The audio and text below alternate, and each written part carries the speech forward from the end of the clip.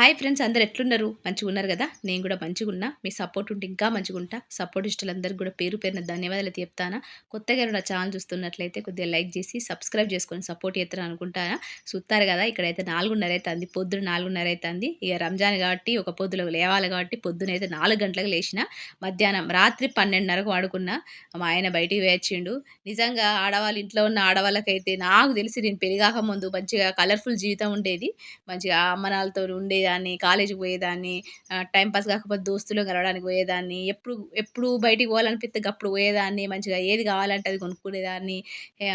Friends ఇంటికి పోయాలే లేదా ఫంక్షన్‌లు, బర్త్‌డేలు కావాలనుకుంటే గట్లా పోయేదాన్ని, తిరిగేదాన్ని. ఇగ నాకు పెళ్ళైనప్పటి నుంచి ఇగ ఇల్లే నాకు కలర్‌ఫుల్లే లేదు. మొత్తం డార్క్ అయిపోయింది జీవితం. చూత్తారు కదా! గిట్ల డార్క్ అయిపోయింది. ఎందుకంటారా? ఏందన్నది ఈ వీడియోలో షేర్ చేసుకుంటా. ఖచ్చితంగా వీడియో ఎండింగ్ వరకు చూడండి. దాంతో పాటు ఇయాల రెసిపీ కూడా చెప్తానా. ఆలు బ్రెడ్ బజ్జీ అయితే ఎత్తానా. మస్తు టేస్టీగుంటది. ఇగ నైట్ అయితే కొంచెం లేట్‌గా వండుకున్నా, 1కి అట్లా. అందుకని ఇగ నేను ఎగ్ బుర్జీ అయితే చేషినా మా ఆయన కోసం. ఇయాల మా పిల్లలైతే ఉంటలేరు. హోలీ గదా! ఇగ ఆడుకుంటారని జెప్పి వాళ్ళైతే ఒక పొద్దయితే అన్నారు. సరే అని జెప్పి నేను గూడా ఏం వద్దన్నా. ఇగ గట్లయితున్నది. ఇగ పిల్లలైతే ఇంట్లున్నారు గదా! ఇగో ఏదో ఒక పని పెడుతూనే ఉంటారు. మా చిన్నోడైతే ఇయాల బ్రెడ్డు పీనట్ చేసుకొని తింటాడట. ఆడే కాల్చుకొని తింటాండు. కాల్చుకుంటాండు. గట్లయితున్నది. మా పిల్లలు ఇంట్లుంటే మాత్రం మస్తు పని జేత్తరు. పని పెడతారు. పని జేత్తరు గాదు, పని పెడతారు. వాళ్ళు జేత్తరు. నాకు పెడతారు. గట్లయితున్నది. అయితే నిజంగా ఎందుకంటానంటే ఆహ్, పెళ్లి గాకముందు మా ఇంట్లో నేను చిన్నదాన్ని మా ఇంట్ల. అంటే మా అన్నయ్య, మా అక్క తర్వాత నేను చిన్నదాన్ని. మస్తు గారాబంగా చూసుకోకపోయినా ఎంతో కొంత ఇంట్లో చిన్న పిల్లలంటే కొంచెం పని తక్కువనే ఉంటది గదా! పని తక్కువుంటది. కొంచెము మనకేం జెప్పరు. మళ్ళా నేనేం పని జేసేదాన్ని గాదు. నాకు పెళ్ళయ్యే వరకు గూడా నాకు పనే వచ్చేది గాదు. వంటలు గానీ, ఇంటి పనే గాని, వంట పని గాని, బట్టలు ఉతుకుడు గాని, చాయ్ పెట్టుడు గాని ఏం వచ్చేది గాదు. ఇగ పెళ్ళైన తర్వాత అన్నీ నేర్చుకున్నా గానీ, ఇప్పుడైతే మీరు జూత్తారు గదా! పాతోళ్ళైతే పొద్దున్నుంచి రాత్రి వరకు నేను పని జేత్తాను, నేను వంటలు జేత్తాను. మీరైతే జూత్తారు నేను ఎంత పని జేత్తానో అర్థమైతాంది. ఇందులో వన్ పర్సన్ గూడా నేను పని జేయలేదు మా ఇంట్ల. చూత్తారు గదా! మా చిన్నోడు బ్రెడ్ ఆమ్లెట్ జేసుకొని వాళ్ళ అన్నకి తీసుకొచ్చి ఇచ్చిండు. గట్లయితుంటది అన్నదమ్ములు. ఉన్నంత సేపు మంచిగనే ఉంటారు. పెద్దయిన తర్వాత భార్యలచ్చుడితోనే దూరంగా గొడవలు పెట్టుకుంటారు. మనసులో ఒకటి పెట్టుకుంటారు. లోపల ఒకటి పెట్టుకొని ఉంటారు గదా అన్నదమ్ములు. ఇక్కడైతే మా చిన్నోడు ఇగ సాయంత్రం అయితే అయ్యింది. ఇక్కడ నేను కొత్తిమీర, పుదీనా అంటే గ్రీన్ చట్నీ చేత్తానా. దానికోసం ఇక్కడైతే నేను కొత్తిమీర, పుదీనా, కొద్దిగా మిక్చరు, కొద్దిగా పచ్చిమిర్చి తీసుకున్నా. మీరైతే రెసిపీ చూడండి. అయితే నాకు అట్లా గట్లా అనిపిచ్చింది. ఎందుకంటే మా ఆయన ఎప్పుడు పోవాలనుకుంటే అప్పుడు దోస్తులతోని పోతాడు. మరి మగోళ్ళు మా ఆయననే గాదు, మగోళ్ళు ఎవరికైనా మనము రోజు ఆఫీస్‌కి పోతారు. మళ్ళా సాయంత్రం వచ్చి ఏదన్నా దోస్తులను కలవడానికి, లేపోతే ఇంకేమైనా తాగడానికో, తిరగడానికో, టైమ్ పాస్ కాకపోతే బయటికి పోయి ఒక అరగంట, గంట ఎంజాయ్ చేసి వత్తరు. పిల్లలంటావా పిల్లలుంటారు. మంచిగా ఆడుకుంటారు. మంచిగనే ఉంటది. ఇగ మనం నాకు తెలిసి నేనైతే మా ఆయన మొఖం, మా ఇద్దరు పిల్లల మొఖం తప్ప నాకు ఇంకొక మొఖమే కనపడది. ఇగ ఇంట్లోనే ఉంటా. నాకైతే నేను ఏడుపొచ్చింది, మస్తు ఏడ్చినా. ఎందుకు ఏడ్చినా అని కూడా చెప్తా. ఇక్కడ చూత్తారా కొత్తిమీర, పుదీనా ఏసుకున్నా. దాంతో పాటు పచ్చిమిర్చి, దాంతో పాటు ఉప్పు, కొద్దిగా అల్లం, వెల్లుల్లి ఏసుకుంటే ఏసుకోండి. ఇక్కడ నేను ఆహ్, మిక్చర్ అయితే ఏసుకుంటానా. మీకు ఇష్టం ఉంటే పుట్నాలు కూడా ఏసుకోండి. గట్లయితే ఏసుకోవాలి. మంచిగా ఐస్ పీసెస్ ఉన్నాయి. అవి కూడా ఏసుకోవాలి. ఎందుకంటే కలర్ అనేది గ్రీన్ చట్నీ కలర్ అంటే మనం మిక్సీ పట్టిన తర్వాత కలర్ అనేది బ్లాక్ కలర్ వస్తది. అట్లా గాకుండా అంటే మనము ఈ ఐస్ పీసెస్ ఏసుకుంటే మనకు చట్నీ కలర్ అనేది మంచిగొస్తది. అందుకోసం అని ఏసుకోవాలి. అయితే నాకెందుకు ఏడుపొచ్చిందంటే నిన్న మస్తు పనుండే. దాంతో పాటు నేను ఒక 10, 15 రోజుల నుంచి అంటే రంజాన్ స్టార్ట్ అయినప్పటి నుంచి ఒక 15 రోజుల నుంచి నేను ఎటు పోతలేను. ఇంట్లోనే మా పిల్లల మొఖం, మా ఆయన మొఖం చూసుకుంటూ ఇంట్లోనే వంటలు చేసుకుంటా ఇంట్లోనే ఉంటాను. నాకెవరు ఫోను చేసేది లేదు. మీకు తెలిసిందే కదా! నేను అరేంజ్ మ్యారేజ్ కాదు, నాది love marriage. Inter religion marriage. మీకు తెలిసిందే కాబట్టి చెప్తాన్నా. నాకైతే ఎవ్వరు ఫోను చేయరు. మా అత్త, మా తోడికోడలు ఎవ్వరు చేయరు. చేయకపోయినా పర్లేదు. అందరూ అనుకుంటారు, అక్క చేత్తది చేయకపోతుందక్క మంచిగా మీ భర్త, మీ పిల్లలు చూసుకుంటారు కదా! అనుకుంటారు కదా! నిజంగా ఒక్కసారి ఎవరితోని మాట్లాడకుండా, ఎవ్వరు మిమ్మల్ని పట్టించుకోకుండా ఉండండి. కొన్ని రోజులు ఉండండి అట్లా. ఉంటే ఎంత బాధనిపిత్తది. ఒక 2 రోజులు, 3 రోజులు మనతోని ఎవరు మాట్లాడకపోతే, మనకెవ్వరు ఫోను జేయకపోతే, మనల్ని పట్టించుకోకపోతే ఎంత బాధనిపిత్తది మనసుకు. గట్లయితే నిన్న బాగా బాధనిపిచ్చింది. నిన్న పనెక్కువైపోయింది. గిన్నెలు తోముతూనే ఉన్నా, సింక్‌లో వాటర్ పోతూనే ఉన్నాయి. గట్లయితే మస్తు బాధనిపిచ్చింది. పనెక్కువైపోయింది. సుత్తారు గదా! ఇక్కడ గ్రీన్ చట్నీ చేసినా, దాంతో పాటు స్వీట్ చట్నీ గూడా చేసినా. ఇంక స్వీట్ చట్నీ కొంచెం చిక్కగా రాలేదు. తొందరలో అయితే బంద్ జేసినా. ఎందుకంటే ఇఫ్తార్‌కి టైం అయితందని జెప్పి. గిట్లయితే రెడీ జేసుకొని పెట్టుకున్నా. అయితే ఇగ నాకు బాసన్లు తోముతూనే ఉన్నా, నీళ్ళు పోతూనే ఉన్నాయి. ఇల్లు తుడుచుకుంటూ, గిన్నెలు తోముకుంటూ ఇట్లా పని ఎక్కువైపోయింది. పిల్లలు సతాయించుడు. ఇగ మా ఆయన 15 రోజుల నుంచి కూడా ఇంట్లోనే ఉండుడు. నాకు బయట గాలి తగులు లేదు. బయట ప్రపంచం చూసింది లేదు. బయటోళ్ళతోని మాట్లాడింది లేదు. బాగా కోపమొచ్చింది. ఏడుపొచ్చింది. నువ్వే తిరుగుతాను, నువ్వెందుకు దోస్తులతోని పోతాను. నిన్న హలీం తినడానికి పోయిండు మా ఆయన. నా మీ ఫ్రెండ్స్‌కు తినిపిత్తవు, మాకు తినిపియవు, నన్ను ఏడికి తీసుకపో, ఇప్పుడు 15 రోజులైతుంది ఇంట్లో ఉండి, ఎవ్వరు ఫోను చేయరు, మీ అమ్మ చేయది, మీ యా వదినలు చెయ్యరు, నేనే చేత్తా, చేత్తా గాని మాట్లాడరు.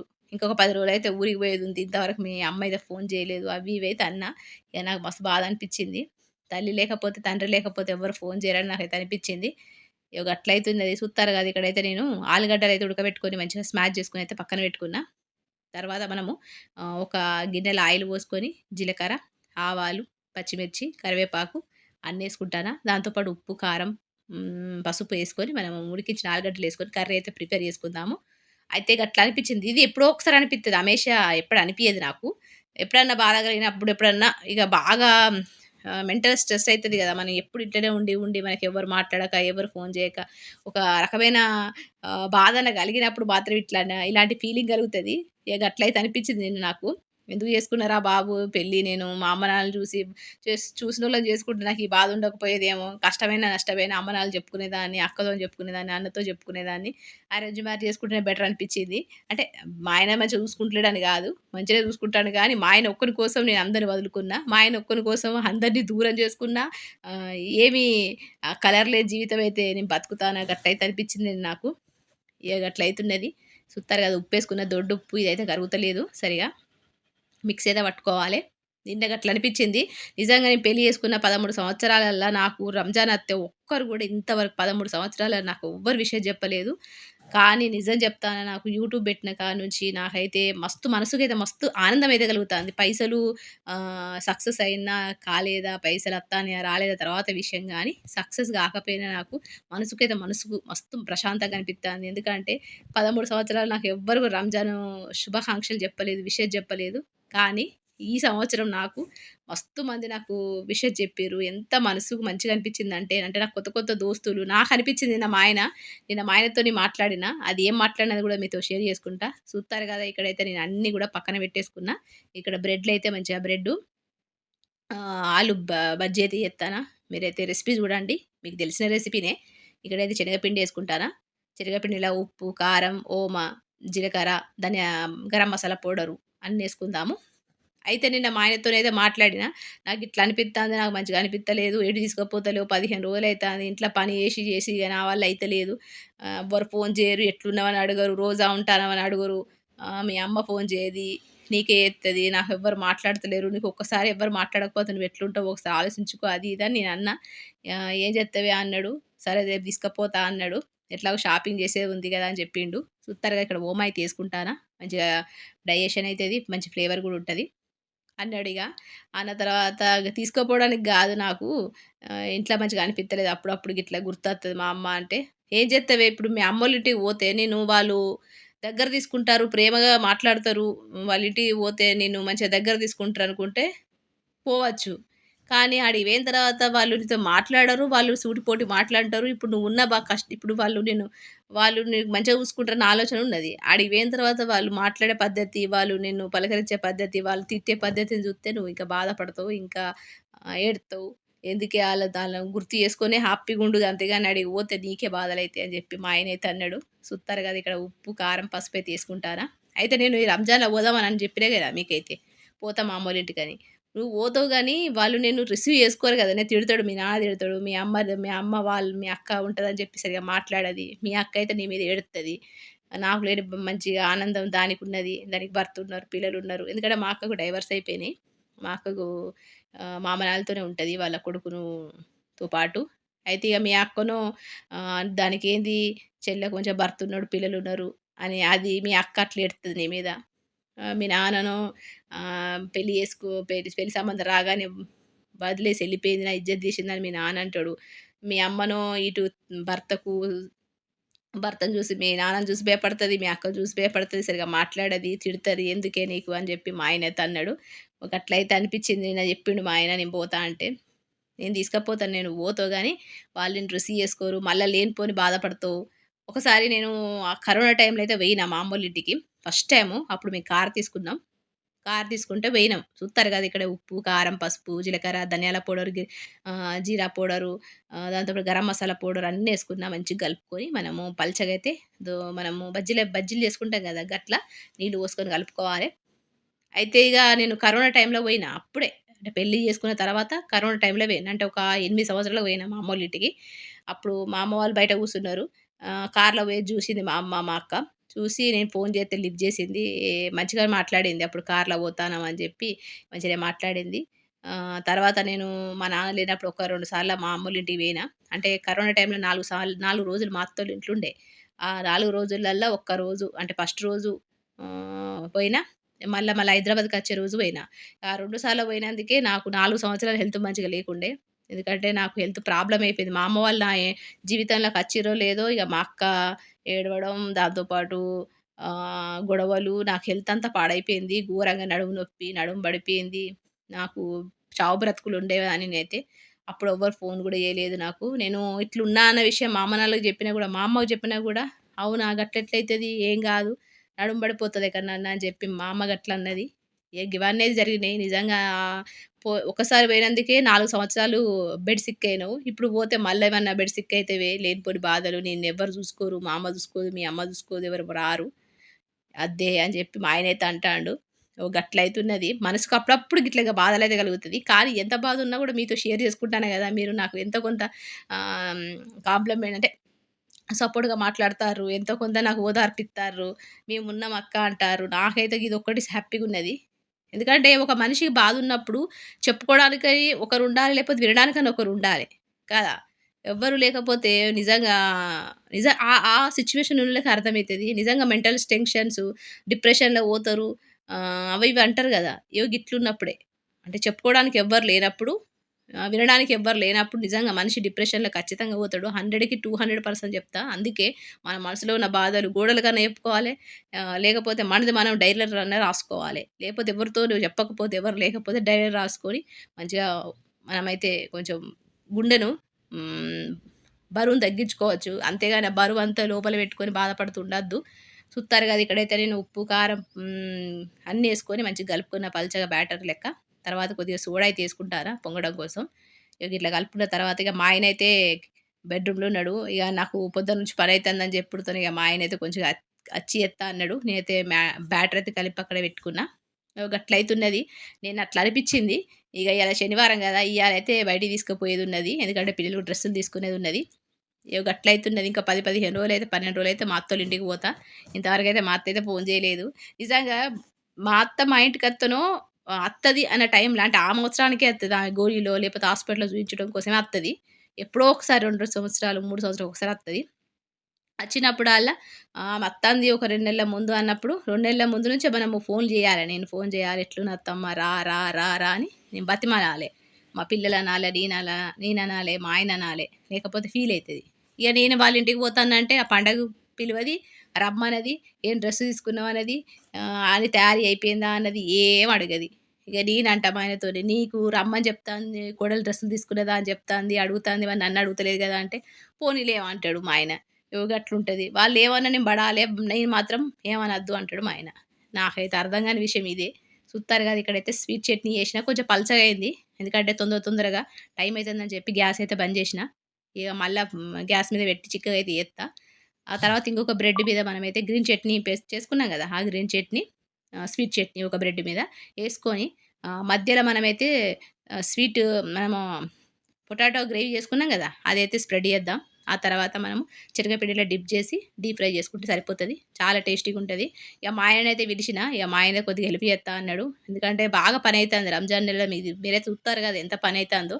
ఇక గిన్నెలు ఎంత పడతాయో మీరు అర్థం చేసుకోండి. బట్టలు, గిన్నెలు, పిల్లలు దించడం, రావడం, వంటలు చేసుడు, మళ్ళా లేట్‌గా పండుకుండు, పొద్దున తొందరగా లేచుడు, మధ్యాహ్నం అంతా ఎడిటింగ్‌లు చేసుడు, లేకపోతే మధ్యాహ్నం పనుండుడు. గిట్లయితే ఉంటాది. గట్లయితే అనిపిచ్చింది నాకు.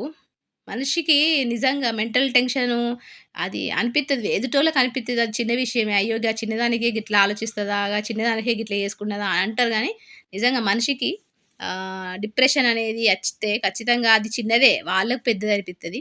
గట్లయితే అనిపిత్తది. నాకు మీరు అందరూ అంటారు, "అక్క మీకు హస్బెండ్ మంచిగా చూసుకుంటాడు గదా అక్క. మా నాన్నలు ఎవ్వరికైనా కొన్ని రోజులే అక్క" అని అనుకుంటారు గానీ, మా ఆయన అంటాడు నిన్న, "అందరి ఆడవాళ్ళ పరిస్థితి గిట్లనేనే. ఎవరింటికి పోరు, ఎవరితోని మాట్లాడరే" అంటాడు. "గట్లెందుకుండది?" అని నేను చెప్పిన. సుత్తారు గదా! ఇట్లా డిప్ చేసుకొని మనం డీప్ ఫ్రై చేసుకుందాము. ఎందుకుండరు? అందరికుంటారు. ఎవరో ఒకరు అక్కనో, చెల్లెనో, దోస్తో లేకపోతే ఇంటి పక్కోళ్ళో, ఇంటి ఎదురోళ్ళో ఎవరో ఒకరైతే ఉంటారు గదా! నాకైతే అట్లా ఒక్కరు గూడా లేదు. నిజం జెప్తాను. మా ఆయన మొఖం, మా పిల్లల మొఖం తప్ప నేనెవ్వరి మొఖం పొద్దున్నుంచి రాత్రి వరకు. మా బిల్డింగ్‌ల 5 ఫ్యామిలీలున్నయి. కింద గ్రౌండ్ ఫ్లోర్‌లో ఒక ఫ్యామిలీ ఉంటది. ఇద్దరు పిల్లలు. ఆమె అయితే ఎవరితో మాట్లాడేది. నేను మాట్లాడిన గూడా పట్టించుకోదు. ఆమె, ఆమె ఇంట్లోనే ఉంటది. ఆమెకు రిలేషన్స్ వాళ్ళ అమ్మ, నాన్న, అక్క, చెల్లెలు ఉన్నారు గాబట్టి అత్తది, పోతది.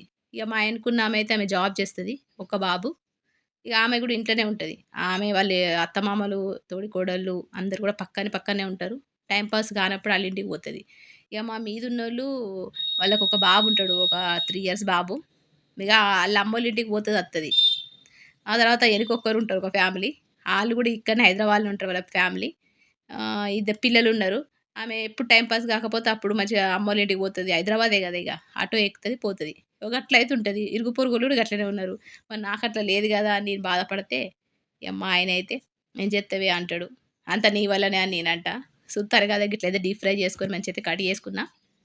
గిట్లయితే ఎక్కువ రెసిపీస్ అయితే చేత్తలేను. ఎందుకంటే ఇఫ్తార్‌లో ఎక్కువ తింటే మన నైట్ డిన్నర్‌లో తినబుద్ధి అయితలేదని చెప్పిండు మా ఆయన.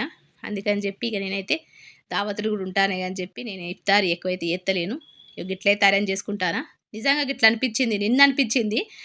మనసుకైతే నిజంగా మీరు లేకపోతే అంటే మీరు ఓదార్పు జేత్తారు. నాకైతే మస్తు సపోర్ట్‌గా మాట్లాడతారు. "అక్క మేమున్నాం బాధపడకంటారు." మస్తు అనిపిత్తాంది. ఎందుకంటే పెళ్లి చేసుకున్న 13 సంవత్సరాలు నాకు ఒక్కరు గూడా రంజాన్ శుభాకాంక్షలు, రంజాన్ విషెస్ చెప్పలేదు.